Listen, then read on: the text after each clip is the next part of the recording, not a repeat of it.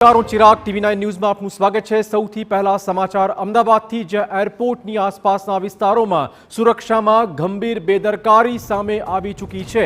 એરપોર્ટમાં આવેલી એર સ્ટ્રીપની બાજુની જગ્યામાંથી મળ્યું છે રમકડાનું ડ્રોન।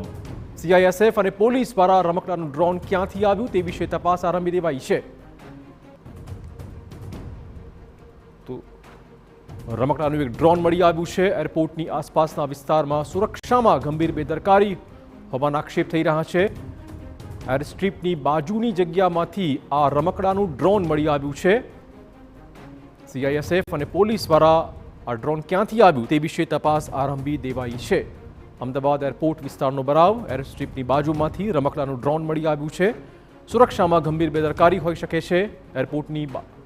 એરપોર્ટમાં આવેલી એર સ્ટ્રીપની બાજુમાંથી મળી આવ્યું છે આ ડ્રોન। વધુ વાત કરવા જોડાશે અમારા સંવાદદાતા યુનુસ।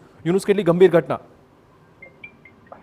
ચિરાગ, એરપોર્ટની સુરક્ષાની જવાબદારી સીઆઈએસએફની છે અને સીઆઈએસએફની આ બેદરકારી કહી શકાય કે જે ડ્રોન ઉડતું હોય અને જે એરપોર્ટના કેમ્પસની અંદર આવીને પડતું હોય। હાલ રમકડાનું આ ડ્રોન બતાવવામાં આવી રહ્યું છે, પરંતુ રમકડાનું ડ્રોન પણ ઉડીને જો એરપોર્ટ કેમ્પસની અંદર આવે તો સુરક્ષાની સામે ગંભીર સવાલો ઉભા થઈ શકે છે। એર સ્ટ્રીપની બાજુની જગ્યાની અંદર આ રમકડાનું ડ્રોન આવ્યું હતું અને જાણ થતાં સીઆઈએસએફની દ્વારા આ કિલ્લામાંથી ડ્રોન ઉડીને આવ્યું છે તે અંગે તપાસ શરૂ કરવામાં આવેલી છે અને આ સમગ્ર મામલે હવે જે સ્થાનિક પોલીસ છે તે પણ તપાસમાં જોતરાઈ છે। આસપાસના જે સીસીટીવી પણ ચકાસણી કરવામાં આવી રહી છે।